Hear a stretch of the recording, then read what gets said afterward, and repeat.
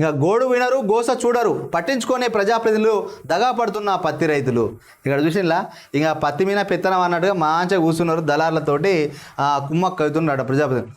ఖమ్మంలో పత్తికి సరైన ధర కల్పించలేదనే విషయం తెలియగానే అదే జిల్లాకు చెందిన మంత్రి తుమ్మల నాగేశ్వరరావు సహా మిగిలిన ప్రజాప్రతినిధులు జోక్యం చేసుకోవడమే కాదు ఎక్కడికక్కడ అధికారులతో మాట్లాడే ఆనవాయితీ కొనసాగుతుంది.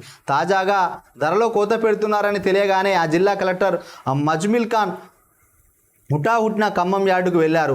వ్యాపారులను మందలించారు. పర్యవేక్షణ లేకుంటే ఉద్యోగాలు ఊడతాయని అధికారులను హెచ్చరించారు. ఖమ్మం జిల్లా మాదిరిగా ప్రజాప్రతినిధులు ఉమ్మడి ఆదిలాబాద్ జిల్లాలోని రైతుల గోడు వినడం లేదు, గోస పట్టించుకోవడం లేదు. ఎందుకనంటే వాళ్ళు కూడా అధికారులతో పాటు ప్రజాప్రతినిధులు కూడా కుమ్మక్కాయలు ఈ తక్కువ రేట్ వేస్తారు. దీన్ని అంతా వేరేటోళ్ళ పేరు మీద వేసి ఈ తరువునంతా వేరేటోళ్ళ పేరు మీద వేసి వాళ్ళు అమ్ముకుంటారు. కాబట్టి మీకు నష్టం చేస్తాను వాళ్ళు. ఎందుకంటే వాళ్ళకు లంచం వస్తుంది కాబట్టి మీ తరపున వాళ్ళు మాట్లాడతలేరు.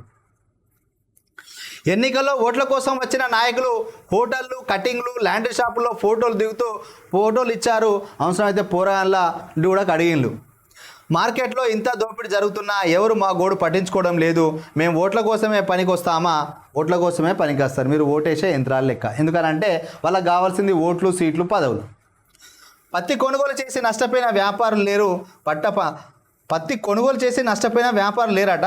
కానీ పంట పండించి శ్రీమంతుడైన రైతు లేడు. వ్యాపారులకు నష్టం వస్తే పట్టించుకునే అధికారులు మా బాధలను ఎందుకు పట్టించుకోరు?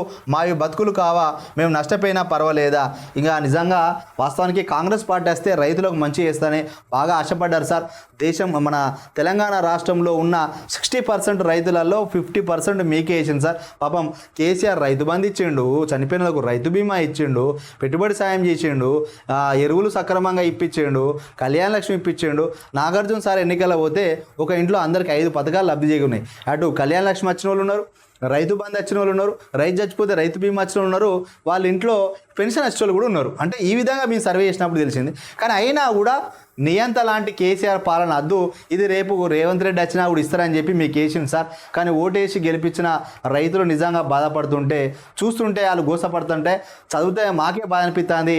ప్రభుత్వంలో వాళ్ళ ఓట్లతోనే కదా సార్ మీకు సీట్లు కానీ ఓట్లు, ఆ ఓట్లతోటే మీకు సీట్లు వచ్చినాయి. ఆ సీట్లతోటే పదవులలో కూర్చొని మీరు తైతక్కలు ఆడుతున్నారా సార్? మరి ఎందుకు ఇట్లా చేస్తున్నారు? నిజంగా రండి, క్షేత్రస్థాయిలో పోండి. నియోజకవర్గ ఎమ్మెల్యేలు ఏం చేస్తున్నారు? మీ నియోజకవర్గాల్లో ధాన్యం సేకరించడానికి ఏం చేస్తున్నారు? పత్తి కొనుగోలుకి ఏం చేస్తున్నారు? ఈ రైతులను దళారులు మోసం చేయకుండా మరి ప్రభుత్వం కొనేటప్పుడు తూకం కాడ ఏమైనా నష్టం చేస్తుందా? తేమ పేరుతోటి ఏమన్నా రేటు తక్కువ కడుతున్నదా?